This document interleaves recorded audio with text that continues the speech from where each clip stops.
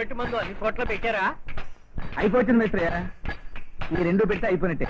అందరూ దూరంగా వచ్చేయండి. పదండి పదండి.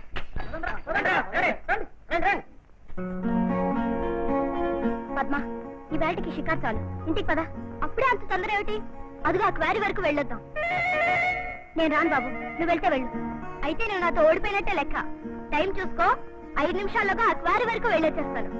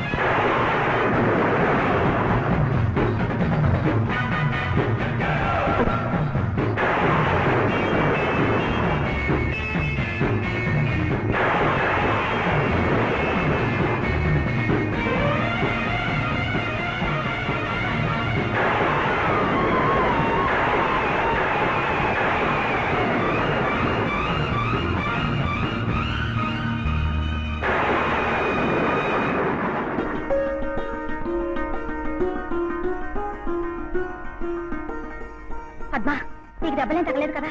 లేదు. సమయానికి ఇతను వచ్చిండకపోతే నా పరిస్థితి ఏమయ్యేదో. జగ్గు, అమ్మాయి గారిని తీసుకెళ్లి ఇంట్లో దిగిపెట్టొద్దాం పదా. అలాగే పదమా.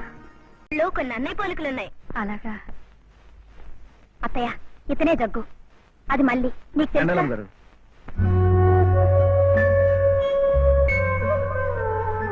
ఏ ఊరు బాబు నీది? నాది అనేది ఏ ఊరు లేదు కనుక ఏది నా ఊరు కాదు. ఆడ మాటకు ఆశ్చర్యపడమాకండమ్మా. ఆడెప్పుడు అటు విచిత్రంగానే మాట్లాడతాడు.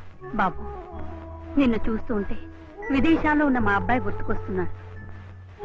ఈ రోజు వాడు ఇక్కడ ఉండుంటే చెల్లెల్ని ఎలా కాపాడుకునేవాడు, నువ్వు అలాగే కాపాడావు. అయితే నన్ను మీ బిడ్డే అనుకున్నామా? బాబు, నువ్వు చేసిన ఉపకారానికి సంతోషంగా ఇస్తున్నా, తీసుకో. వద్దమ్మా, నన్ను మీ అబ్బాయి గారితో పోల్చి ఇప్పుడు ఇలా ఇవ్వడం న్యాయంగా ఉందా మీకు చెప్పండమ్మా. బాబు, చెల్లెల్ని రచించినందుకు కూడా బహుమానం తీసుకోవాలా? అభిమానం కిరాయి కమ్ముడుపోదుగా. పొరపాటే బాబు. మనిషిలో పోలికలే కాకుండా నీ మనసు కూడా మా చిన్నబాబు మనసు లాంటిది. అమ్మగారు, మీరు మరీ అంతగా చిన్నబాబుతో పోలిస్తే రేపటి నుంచి బాబుతో చిన్నబాబు లాగే పోజులు కొడతాడు. ఇప్పుడు మాత్రం నా పోజుకేం తక్కువే. వస్తామా?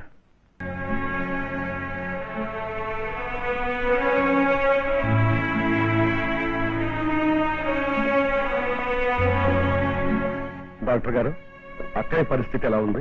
ఆడపిల్లల ముందు చెప్తే భయపడతారని చెప్పలేదు. నిజానికి ఆవిడ పరిస్థితి చాలా ఆందోళనకరంగా ఉంది. ఇకపోతే చిన్నబాబు రాలేదనే ఆవిడ బెంగ. చిన్నబాబుని పిలిపించగలిగితే ఆరోగ్యం బాగుపడుతుంది.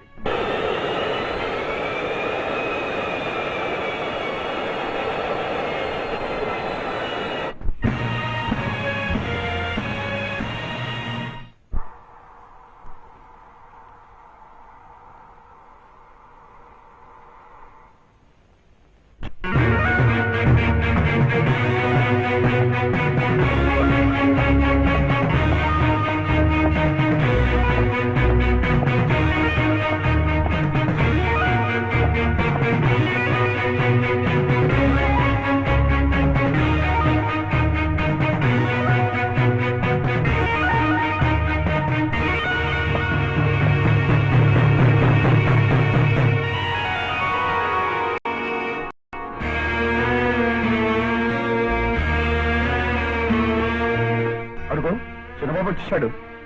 రా చిన్నబాబు, నీకోసం ఎదురు చూస్తున్నా. అమ్మా అమ్మా ఊరుకోమ్మా, నేను వచ్చేసానుగా. అమ్మా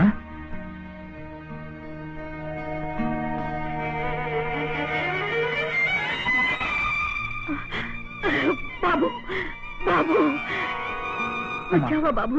వచ్చేసావా నాన్న? బాబు నువ్వు రాకుండానే, నిన్ను చూడకుండానే మీ నాన్నగారిని చేరుకోవాల్సి వస్తుందేమో అనుకున్నాను బాబు. అలాగే మాట్లాడతా. ఇన్ని రోజులుగా ఎస్టేట్ వ్యవహారాలన్నీ మీ మామయ్య గారు తన సొంత బాధ్యత అన్నట్టు నెత్తిని వెతుకు చూసుకుంటున్నారు బాబు. అదేవిడు కైలాసం గారు, రక్త సంబంధీకులయ్యాక ఆ మాత్రం ఆదుకోపోతే ఎలా? ఎవడో నారాయణమూర్తి లాంటి నీచుడు నీడనిచ్చే చెట్టుకు నిప్పెడతాడు తప్ప మరెవ్వడూ కూడా ఇటువంటి దుర్మార్గానికి ఒడిగట్టాడు బాబు. ఆ నారాయణమూర్తి నాన్నగారి ప్రాణాలు తీసేంత దుర్మార్గాన్ని సిద్ధపడతాడని నేను ఎప్పుడూ అనుకోలేదు. అవును రాజా, ఆఫీస్కి డబ్బు కోసం ఆశపడి ఆ నీచుడు అక్కయ్య పసుపు కుంకుమలు చెరిపేశాడు. అమ్మా, అసలు ఇదంతా ఎలా జరిగింది? మీ నాన్నగారికి చాలా రోజులుగా మన ఎస్టేటును అంటిపెట్టుకుని ఉన్న నదికి ఆనకట్ట కట్టించాలని ఉండేది. దాంతో ఈ చుట్టుపక్కల భూములు ఎంతో సస్యశ్యామలమవుతాయని ఆశపడేవారు. తాను కొంత డబ్బు పెడతానని, మిగిలింది గవర్నమెంట్ మంజూరు చేయాలని కలెక్టర్తోనూ మంత్రులతోనూ మాట్లాడారు. 1 కోటి రూపాయలు మన ఎస్టేట్ తరపున ఇవ్వడానికి కూడా ఏర్పాట్లు చేశారు. ఆ డబ్బు తీసుకుని కలెక్టర్ గారిని కలుసుకుని ఏమో రాతకోతలు పూర్తి చేయాలని ఆ రోజు బయలుదేరటానికి నిర్ణయించుకున్నారు.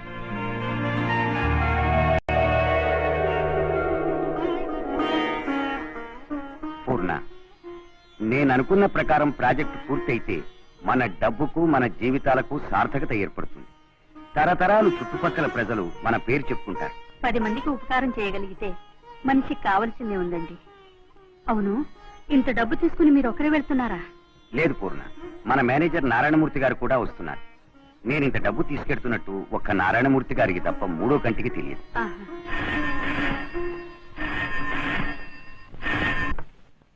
హలో, ఎవరు? లాయర్ గారా? నేనే ధర్మారావుని మాట్లాడుతున్నాను. ఇప్పుడు డబ్బక్కర్లేదా? సరే, అలాగే నేనే బయలుదేరుస్తున్నాను. పూర్ణ, ఇప్పుడు ఈ డబ్బక్కర్లేదు. అదేమిటండి? వచ్చే వారం బ్యాంకులో కడితే చాలు, ఇప్పుడు అక్కర్లేదు అని మన లాయర్ గారు ఫోన్ చేశారు. అయితే మీరు మాత్రం వెళ్ళటం దేనికి? ఇంకా ఏవో కొన్ని కాగితాల మీద సంతకాలు చేయాలట. ఆ పని ఇవాళ రేపట్లో జరగాలి. ఈ డబ్బు మాత్రం జాగ్రత్తగా దాచు. అలాగేనండి. బయలుదేరండి నారాయణమూర్తి గారు.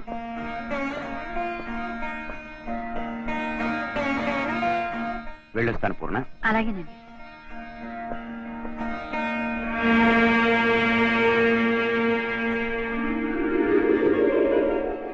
ఆ రాత్రి అలా బయలుదేరి వెళ్ళిన మీ నాన్నగారు శాశ్వతంగా మన నుంచి, ఈ లోకం నుంచి వెళ్ళిపోయారు. అమ్మా, అవును బాబు, ఆ డబ్బున్న పెట్టి ఆయనతోనే ఉందనుకుని మధ్యదారిలో కారాపి ఆయన్ని పొడిచి చంపేసి ఆ నారాయణమూర్తి పారిపోయాడు. ఆ సమయానికి పట్నం నుంచి వస్తున్న మీ మావయ్య కైలాసం అది చూసి వెంటపడి అతన్ని పట్టుకుని పోలీసులకు అప్పగించారు. చూడు రాజా, జరిగిపోయిందని తెలుసుకుని బాధపడే ఏం ప్రయోజనం? ఈ రోజు నుంచి ఈ ఎస్టేట్ వ్యవహారాలు చూసుకుంటూ బావుగారి పేరు నిలబెట్టాలి. ప్రయాణంలో అలసిపోయి ఉంటారు, చిన్నబాబునికి విశ్రాంతి తీసుకొని ఇద్దాం. పద్మ, అన్నయ్యని తీసుకెళ్ళమ్మా. రా బాబు.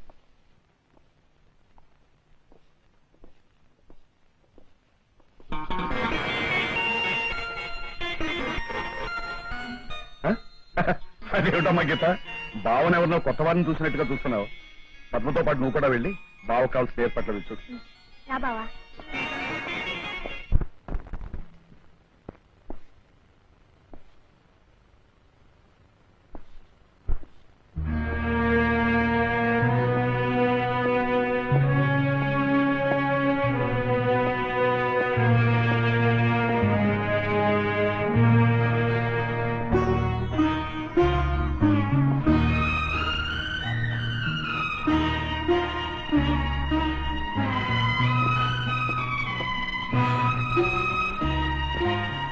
బాబు, ఇలా ఎంతకాలం అని బాధపడతావు?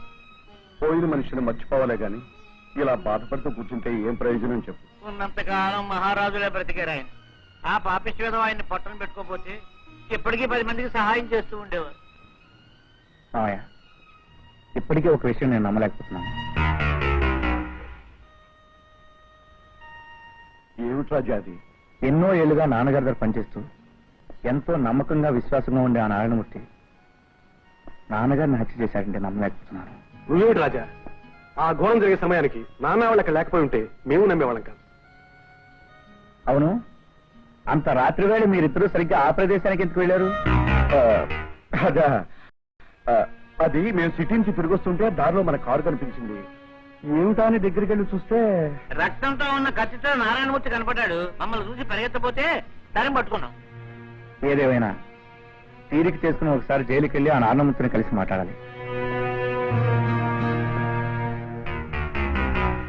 ఏంటి మేస్త్రయ్యో, సంబరానికో సంతకో బయలుదేరినట్టు అందరూ కట్టకట్టుకు బయలుదేరారు ఎక్కడికి? చిన్నబాబు గారు వచ్చారుగా, ఆయన దర్శనం చేసుకోవడానికి వెళ్తున్నాం. దర్శించుకోవడానికి ఆయన ఏం దేవుడు కాదుగా.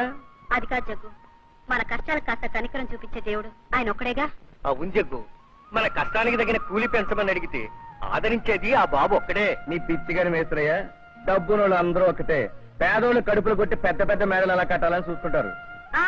ఆ రంగారావు బాబుని ఆయన కొడుకుని చూసి అన్నయ్య అలాంటి వాడు అనుకోవడం తప్పు.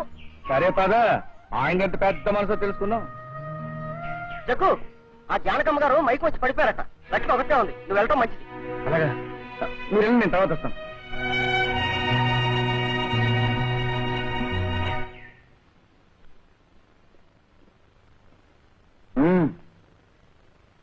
ఏమిట్రా అందరూ ఏదో దండయాత్రకు వచ్చినట్టుగా గుంపుగా వచ్చారు? ఏమిటి సంగతి? మా వాళ్ళంతా చిన్నబాబుని కలవాలంటున్నారయ్యా. విదేశాల్లో పెద్ద పెద్ద చదువులు చదువుకొచ్చిన చిన్నబాబు గారు మీ బోటి అలగా జనాన్ని కలుసుకునే తీరికలో లేరు. పొండి పొండి. మేము అలగా వాళ్ళు అంటురాని వాళ్ళమే కావచ్చు, కానీ మీరు ఖరీదైన కార్లెక్కి షికా తిరగడానికి, కడుపు నిండా తిండి తిని కాలు మీద కాలు వేసి కూర్చోడానికి కావలసిన డబ్బు కష్టపడి సంపాదించి పెట్టే కూలివాళ్ళం. కాబట్టి మా కష్టాలు కనీసం వినాల్సిన బాధ్యత చిన్నబాబు గారికి ఉంది. అవి చెప్పుకోవడానికే వచ్చాం. ఏమిటే వేదికలకి ఉపన్యాసాలు ఇచ్చేదాలాగా మాట్లాడుతున్నావు? ఏమిటి కథ? ఆ కథ ఏదో చిన్నబాబు గారికి చెప్పాలి, పిలవండి ఒకసారి. పిలవమంటే పిలవడానికి నీ దగ్గర నేను ఏమన్నా ప్యూన్ అనుకుంటున్నావా? నీ పిలుపు విని ఆయన పరిగెత్తు రావడానికి నీ దగ్గర ఏమన్నా నౌకరు అనుకుంటున్నావా? ఎందుకు కైలాసం బాబు అంత పెద్ద పెద్ద మాటలు? ఒక్కసారి వారిని పిలిస్తే మా కట్టాలు చెప్పుకుని వెళ్ళిపోతాం. ఏమిటది చెబుతుంటే అర్థం కావటంలా? చిన్నబాబు గారు ఈ పూట మిమ్మల్ని చూడరు, మరోసారి వచ్చి కలుసుకోండి. ఆగండి, ఏమిటి గొడవ అంతా? ఏమీ లేదు రాజా, పని వాళ్ళంతా నిన్ను చూడాలని వచ్చారు. చూశారుగా, ఇక సంబరంగా ఇంటికి పోండి. గుళ్ళో దేవుడు పలకడని తెలిసిన భక్తులు ఏదో కోరుకుంటారు. అలాంటిది మాట్లాడి చిన్నబాబు కనిపిస్తే మా కష్టాలు చెప్పుకోదంటారేంటి? సరే, మీరు చెప్పదలుచుకుంది ఏమిటో చెప్పండి. ఏం లేదు బాబు, చేస్తున్న పనికి ఇస్తున్న కూలి డబ్బులు సరిపోవడం లేదు. ఒక్క పూట గడవడమే కట్టంగా ఉంది. ఇప్పుడు మీకు కూలి ఎంత ఇస్తున్నారు? మగవాళ్ళకి 3 రూపాయలు, ఆడవాళ్ళకి 2 రూపాయలు ఇస్తున్నారు బాబు. సరే అయితే ఇక ముందు నుంచి మగవాళ్ళు 8 రూపాయలు, ఆడవాళ్ళు 6 రూపాయలు కూలి తీసుకోండి. ఇంకా మీరు చెప్పదలుచుకుంది ఏమైనా ఉందా? ఒక్క విషయం బాబు, ఉత్తరపక్క అడవిలో ఒక పెద్ద పులి తిరుగుతా ఉంది. మా వాళ్ళని చాలా మంది చంపేసింది. అందుకని మా వాళ్ళంతా భయపడుతున్నారు. కనుక ఇప్పుడు చిన్నబాబు గారు బాణం తీసుకుని పులివేటకు బయలుదేరాలంటారా? ఊరుకుంటే మా పెరట్లో పాము వచ్చింది, మా గోడ మీద తేలుంది, మా మంచాలు నల్లులు ఉన్నాయని చెప్పేటట్టున్నారా మీరు? కైలాసం గారు, ఆ పులిని చంపే ఏర్పాట్ల కోసం ప్రభుత్వంతో నేను మాట్లాడతాను. దానివల్ల మీకు ఏ ప్రమాదం లేకుండా చూస్తాను. చూడండి, మీరందరూ ఎంత విశ్వాసంగా పనిచేస్తున్నారో నాకు తెలుసు. ఇక ముందు కూడా ఇలా నమ్మకంగా కష్టపడి పనిచేశారంటే మీ అందరికీ మా నాన్నగారి పేరు మీద తొందరలో ఇల్లు కట్టించి ఏర్పాటు చేస్తాను. పేదోళ్ల మీద దయ చూపేతామని ఆ భగవంతుడు 10 కాలాల పాటు చల్లగా చూడాలి బాబు. పదండి పదండి, వెళ్ళండి. తోకలాగా నాతో పాటు బయటికి రాకపోతే లోపల ఏవో కవులు చెప్పి రాజాని ఆపొచ్చుగా. నీకు అసలు బుద్ధి లేదయ్యా. కరెక్ట్ గా చెప్పారు. అత్తమానం నాకు బుద్ధి లేదండి, మా నాన్నకు బుద్ధి లేదు. విశాఖపట్నం పంపించండి, రేపు ఏదైనా అవసరం ఉంటే నాతో చెప్పండి. ఒరే, నువ్వు నోరు మూసుకుంటావా? లేకపోతే సరే, వాడు ఏమన్నాడో విన్నావుగా, కాలనీలు కట్టిస్తాడట. కట్టిస్తాడండి. మనం నోరు మూసుకుంటే మన సమాధులు కూడా కట్టిస్తాడు. మీకు